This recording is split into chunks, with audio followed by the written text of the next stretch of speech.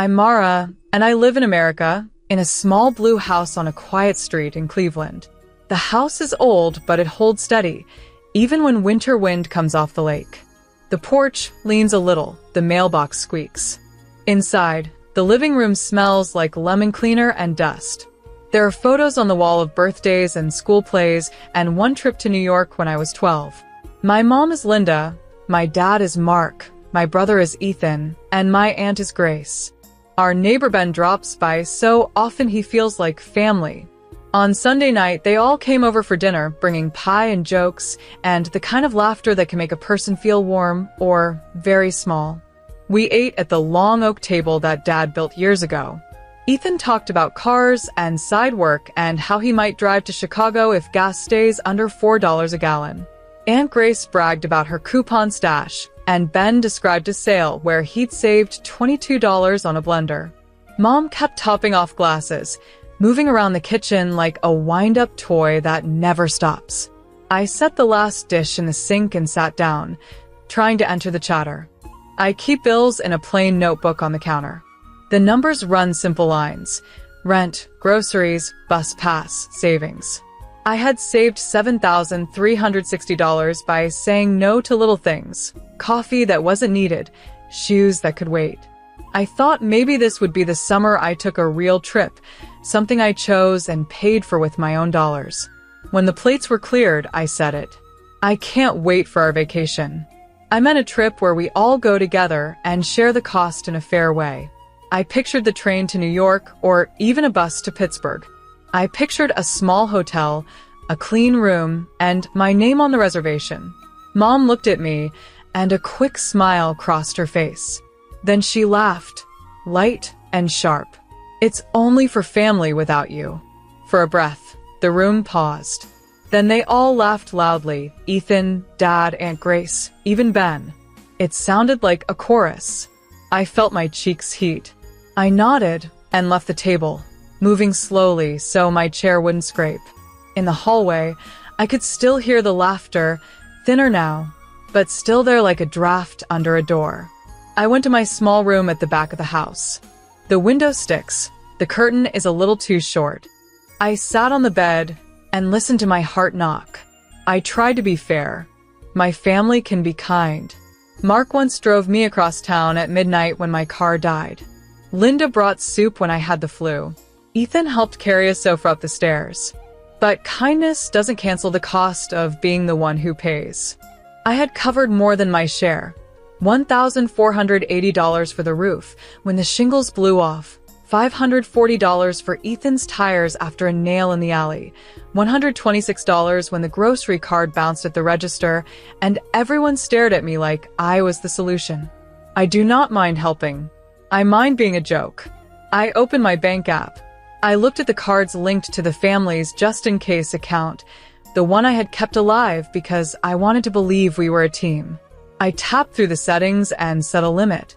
I added a note to myself in the app: pay what is fair, not what is silent.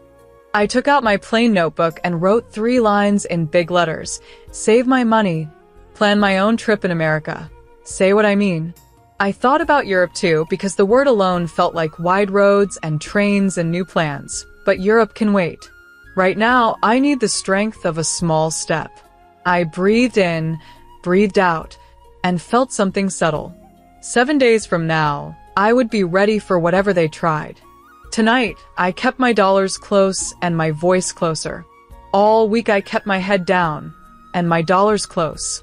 I woke up in the blue house in Cleveland, made coffee on the old stove, and walked to the bookstore on Euclid Avenue. I stacked paperbacks and rang up small sales: $9.99 romances, $14.99 thrillers, and I put my tips in a glass jar behind the counter. On the way home, I counted coins in my coat pocket and made a game of it. If I had more than $2, I could buy an apple. If I had less, I would wait. Saving money is slow work, but it is clean. Every dollar I kept felt like a door I could open later. At night, I sat at the little table by the kitchen window and wrote in my plain notebook. I listed what I had paid this year and what I would no longer pay without a plan. Roof, $1,480. Tires, $540. Groceries when the card bounced, $126. I drew a line under the totals and wrote a new promise to myself. No surprise payments. I could hear the TV from the living room, where Mark watched baseball and Linda scrolled her phone. Sometimes Ethan dropped by and stood in the doorway, asking if I had seen the deals on used trucks. He always said, "It's just for now." But for now is a long time when your money keeps leaving. By Thursday, the air smelled like rain. Then, our neighbor brought over a pie he had bought for $6 on special. He said, "You look tired, Mara." I said, "I'm fine," which was almost true. He asked if I had plans for the weekend. I told him I was thinking about a short trip one day to Chicago or New York, somewhere I could get to without a car. He nodded and said, "America is wide. Take a piece for yourself." I liked that sentence. It felt like a key I could keep in my pocket. I thought about Europe too, just the idea of it, and how people say trains make it easy. But I am here, and I am learning to make here enough. On the 7th day, the sky cleared, and the house was quiet. I was making lunch, eggs, toast, a little butter, when my phone buzzed. A bank alert slid across the screen. The shared family card, the one I had locked and labeled, had been used in an attempt to withdraw $7,110. The number was so large it made my breath catch.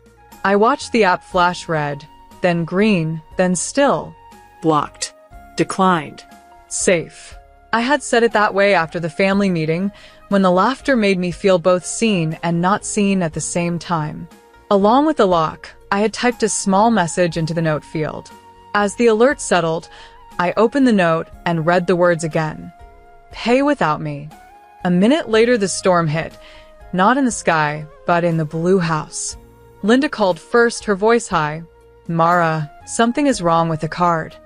I said, calm as I could, "It's not wrong." I blocked it.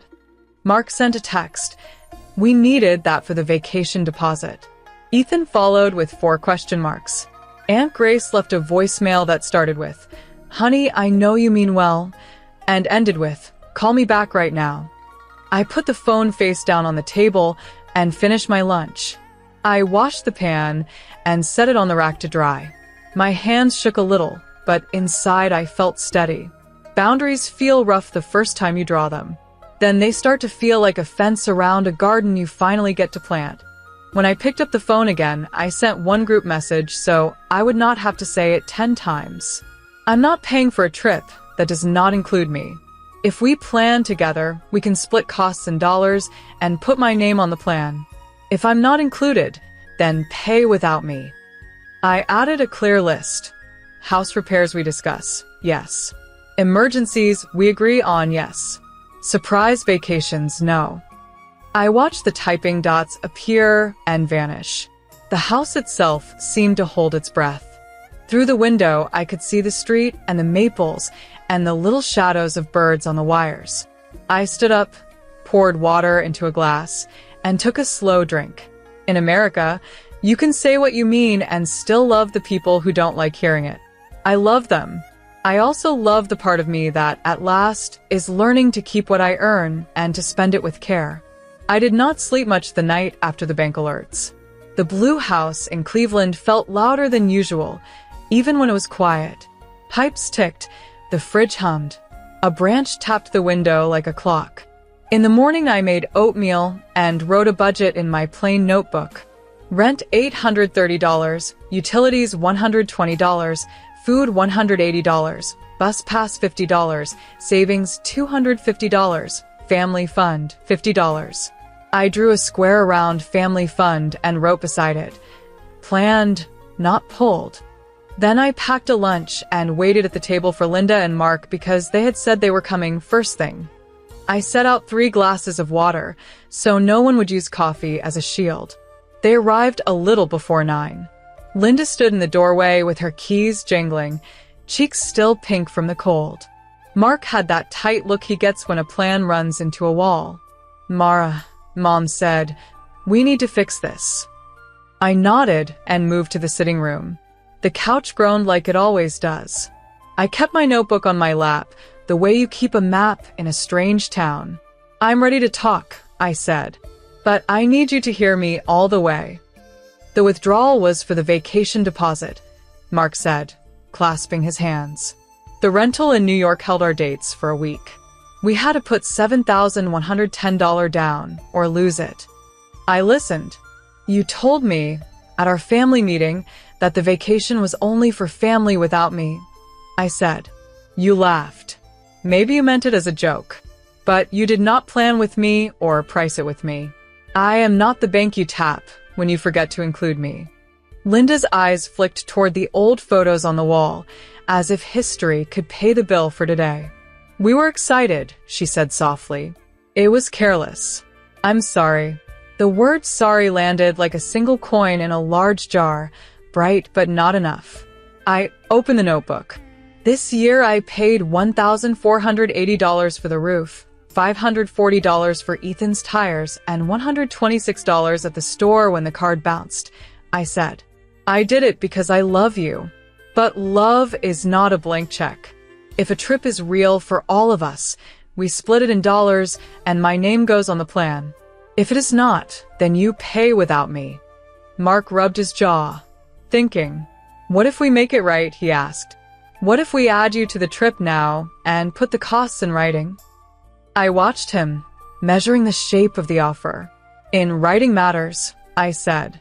Dates, amounts, who pays what. No jokes. No guesses. No using the shared card for anything we have not agreed on. Linda nodded. We can do that, she said. We should have already done that. Ethan knocked and stepped in from the porch, hair messy, jacket unzipped. He looked from the notebook to my face, then to our parents. I was wrong, he said in a small voice. The joke wasn't funny. I let it pass because it wasn't aimed at me. He handed me a folded receipt. I paid $60 back on the tires last night, he said. It's not all of it. I'll pay $60 each week until it's done. The receipt wasn't a miracle, but it was a hinge. The room felt like it could open a little. Thank you, I said, and I meant it. Keep your plan in writing and keep telling me before you need help. We sat together and made a list. If we travel, we book as a group. If we're a pair, we discuss and agree. If someone can't pay, we scale the plan or we wait. Linda wrote each rule on an index card and slid it across the table like a small treaty. Mark checked prices for trains and showed me a neat column. Tickets to New York might be $89 each if we book early. The rental could be smaller and closer to a subway line. Food would be simple. I felt my shoulders drop for the first time in days. This is what family looks like to me, I said. Not the laugh, the list. When they left, the house went quiet in a new way. Ben knocked an hour later with a paper bag. Day-old bread, he said, grinning. 2 loaves for $3. We sliced it in the kitchen and ate warm toast, and I told him the short version. He raised his brows. Boundaries, he said. Hard the first time. Easier every time after. I looked out at the maples and at the street that leads toward downtown and beyond. America felt wide again, not as a fantasy, but as a place where I could stand up, make a plan, and move. I still hope to see Europe one day, but today I have something better. A budget, a promise, and a door that stays unlocked for my side. 2 weeks later, I bought my own ticket to Chicago. It was a Saturday morning train, $92 after a small sale I found on a quiet weekday. I packed a small bag in the Blue House in Cleveland. 1 dress, 1 sweater, a notebook, and a phone charger. Linda stood in the doorway with coffee and said, "Text me when you get there." Mark carried my bag to the porch like he used to when I was a kid. Ethan handed me $60 in cash, another step toward the tire money.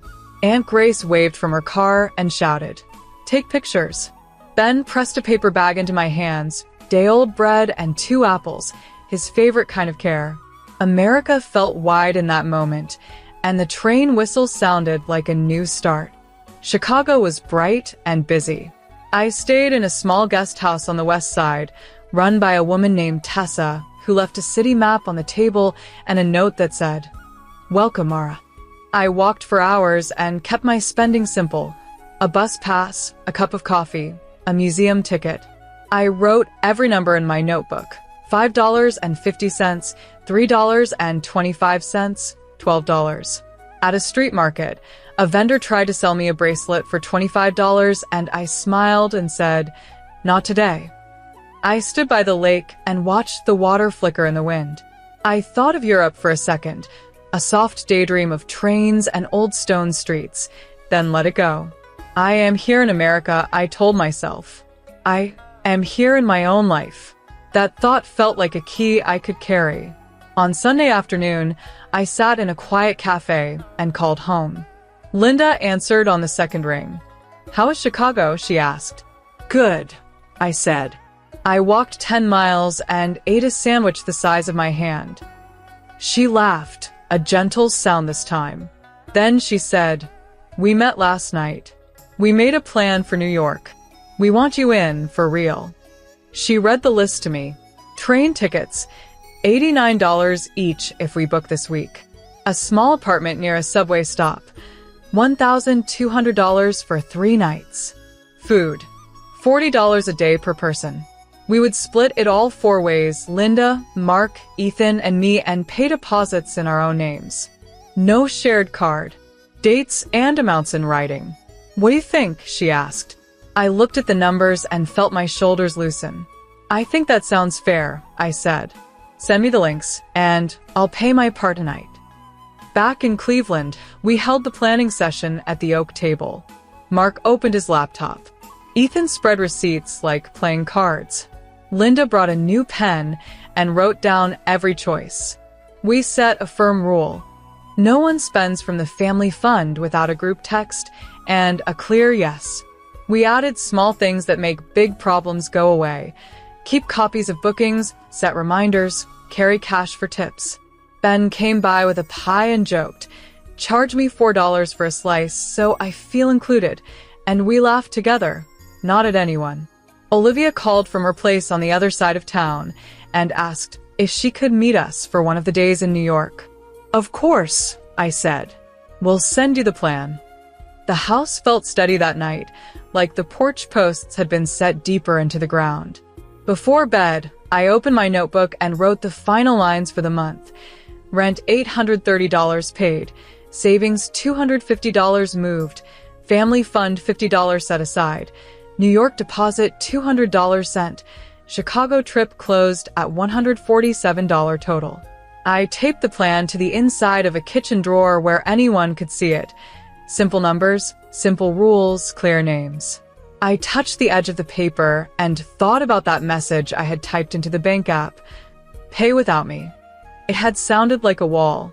Maybe it was a door, after all. It made space for a real yes, one I could give with both feet on the floor. I turned off the light in the blue house, in the city I know, in America, and felt ready for what comes next.